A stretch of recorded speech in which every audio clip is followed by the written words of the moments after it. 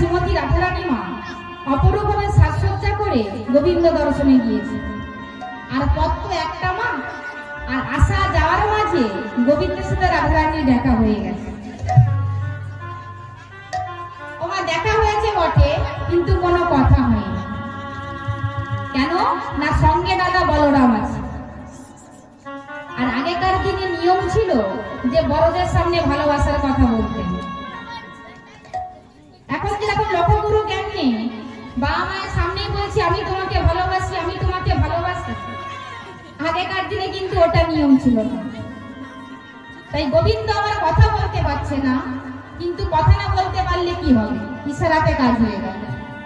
কি ইশারা করলো? এটাকে আমরা কি বলি মা? কেস বলি গো, কেস। কেস। তা গোবিন্দ আমার কেসটাকে বারবার স্পর্শ করে বুঝিয়ে দিলেন, রাধে আজকে মধ্য রজনীতে আমি তোমার কুঞ্জে আসবো, তুমি আমার জন্য কেশর কুঞ্জ সাজিয়ে দিও।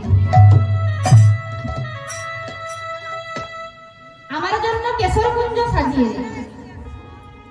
এই বলে গোবিন্দ আমার চলে গেল। আর এদিকে শ্রীমতী রাধারানী আমার যমুনা থেকে জল নিয়ে নিজের কুঞ্জে ফিরে সখীদেরকে বলছে, সখীরে জগতের না জগন্নাথ আসবে বলেছে আমার কুঞ্জ, তাই তোরা যা আমার মাধবের জন্য একটা কুঞ্জ সাজিয়ে দে।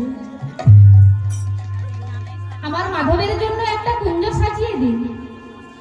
সখীরা বলছে, রাধে তুই যে আমাদেরকে কুঞ্জ সাজাতে বলছিস, আমরা তো কেউ কুঞ্জ সাজাতে জানি না, কেমন করে সাজাবো বল?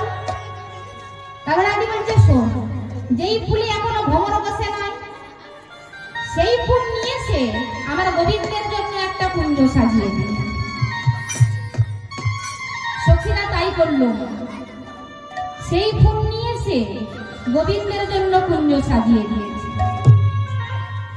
কুঞ্জ তো সাজিয়ে দিয়েছে মা, কিন্তু গোবিন্দই আমার আসে না।